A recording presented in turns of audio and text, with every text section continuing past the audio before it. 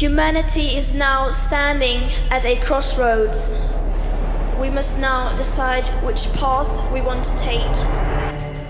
ভাবুন তো, মাত্র 15 বছর বয়সী এক কিশোরী সুইডেনের পার্লামেন্টের সামনে একা একটি প্ল্যাকার্ড হাতে বসে আছে। হাতে লেখা জলবায়ুর জন্য স্কুল ধর্মঘট। এই দৃশ্য কি কোনো বিশ্ব নেতাকে নাড়াতে পারে? সাধারণত পারে না। কিন্তু সুইডেনের সেই দৃঢ়চেতা কিশোরী শুধু বিশ্ব নেতাদের নয়, গোটা পৃথিবীর বিবেককে নাড়িয়ে দিয়েছে। তার নাম গ্রেটা টিনটিন ইলিওনেরা এনম্যাট থুনবার্গ, সাম্প্রতিক বিশ্বের সবচেয়ে আলোচিত, সাহসী এবং প্রভাবশালী পরিবেশকর্মী। তাকে নিয়ে বিতর্কের শেষ নেই, কিন্তু একটা বিষয় অস্বীকার করার উপায় নেই। গত কয়েক বছরে জলবায়ু পরিবেশ নিয়ে বিশ্বব্যাপী যে গণ আন্দোলন শুরু হয়েছে তার কেন্দ্রে আছে এই তরুণী। কিভাবে গ্রেটা থুনবার্গ একা একটি প্রতিবাদকে কোটি মানুষের আন্দোলনে পরিণত করলেন, চলুন জেনে নেওয়া যাক তার সম্পর্কে বিস্তারিত।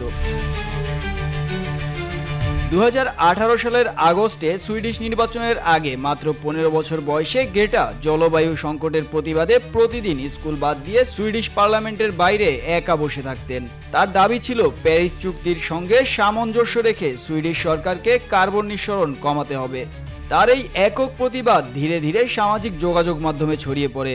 অন্যান্য দেশের স্কুল শিক্ষার্থীরা অনুপ্রাণিত হয়ে প্রতি শুক্রবার স্কুল বাদ দিয়ে আন্দোলনে নামতে শুরু করে।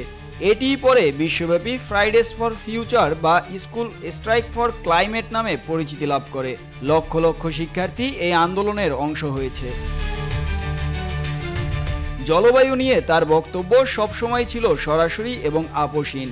বিশ্ব নেতাদের মুখে ফাঁকা বুলি শুনে তিনি সরাসরি তাদের সমালোচনা করেছেন। 2019 সালে নিউ ইয়র্কের জাতিসংঘের জলবায়ু অ্যাকশন সামিটে তার দেয়া ভাষণটি বিশ্বজুড়ে আলোড়ন সৃষ্টি করে।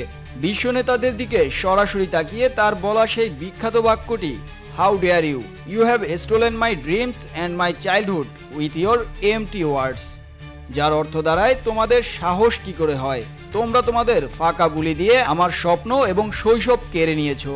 এই ভাষণের পর লক্ষ লক্ষ মানুষ জলবায়ু মিছিলে যোগ দেয়।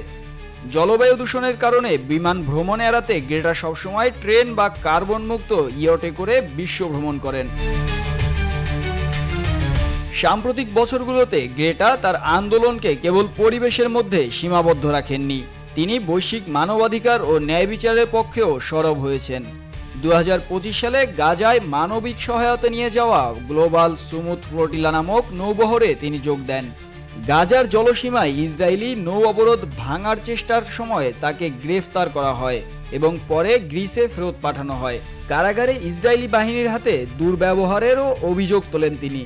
যুক্তরাষ্ট্রের প্রেসিডেন্ট ডোনাল্ড ট্রাম্প তাকে ঝামেলাবাজ আখ্যা দিয়ে ডাক্তার দেখানোর পরামর্শ দিলে গ্রেটা পাল্টা জবাবে ট্রাম্পকে মানসিক রোগী হিসেবে অভিযুক্ত করে আলোচনা তৈরি করেন।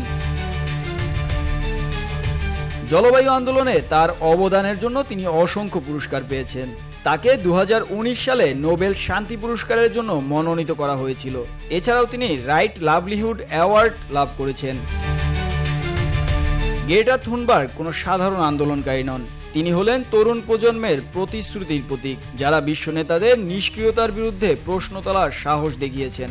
তার কর্মপদ্ধতি নিয়ে সমালোচনা থাকতে পারে, কিন্তু তার প্রভাব অনস্বীকার্য। গ্রেটা আমাদের মনে করিয়ে দেন, পরিবর্তন আনার জন্য বয়স কোনো বাধা নয়, প্রয়োজন শুধু একটি দৃঢ় বিশ্বাস আর সঠিক পদক্ষেপ নেওয়ার সাহস। মুস্তাফিজ আবির, ডেস্ক রিপোর্ট, রূপালী বাংলাদেশ।